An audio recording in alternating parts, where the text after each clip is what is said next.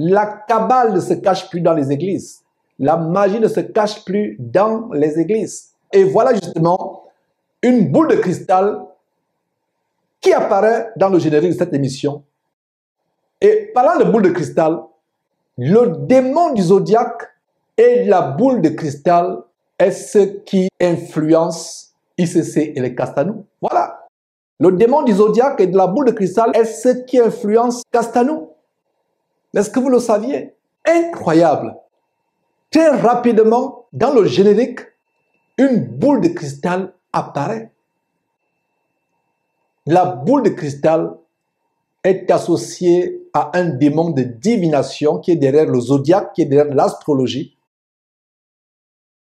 La boule de cristal est associée à la Kabbale juive, non seulement la franc-maçonnerie, la Kabbale juive, et aussi à l'hindouisme et au bouddhisme.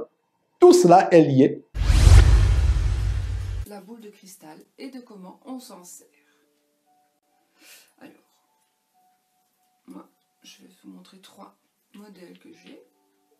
Entre autres, j'en ai d'autres. L'énergie, la pureté, grâce à l'eau, donc grâce au minéral, et des propriétés ésotériques qu'on peut recréer à partir de l'eau et de son effet miroir.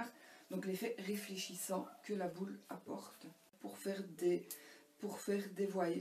voyances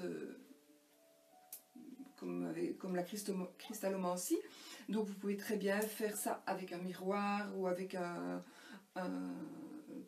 verre rempli d'eau. Je vais vous présenter aujourd'hui la boule de cristal. Donc la boule de cristal, ben, les vrais voyants, en fait, normalement, n'utilisent pas une boule en verre. Et en fait, en vous concentrant sur la boule, en théorie, il faudrait vous mettre dans une pièce obscure et avec une bougie par exemple à côté.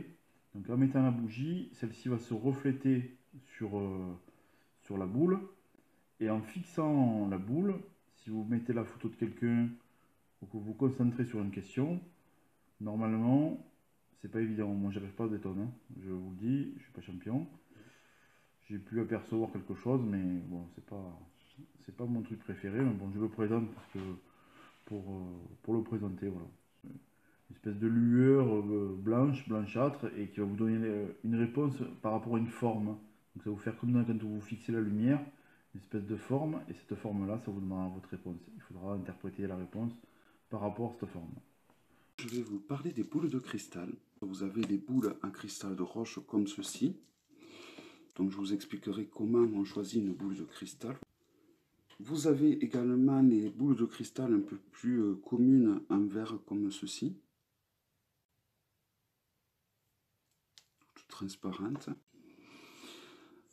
Donc après, une fois qu'elle sera en votre possession, il va falloir la recharger. Pour la recharger, le mieux, il faut déjà la recharger de son énergie, mais c'est bien de la recharger à l'énergie lunaire. Donc on dit que le cristal de roche aime l'énergie solaire.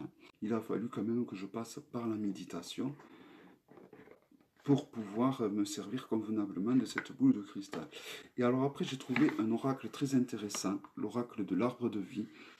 Donc je trouve qu'il va très bien avec le support de la boule de cristal. Vous voyez, vous avez des mots-clés en haut et le nom de l'arcane en bas. Donc, c'est un oracle, je trouve, qui est très parlant. Tout cela est lié. Qu'est-ce que vous voyez? Astrologie kabbalistique. C'est associé à la boule de cristal, l'astrologie associée à la boule de cristal. Voilà les livres magiques qui sont derrière justement le ministère d'Ivan Castanou, et vous pouvez voir l'étoile de David.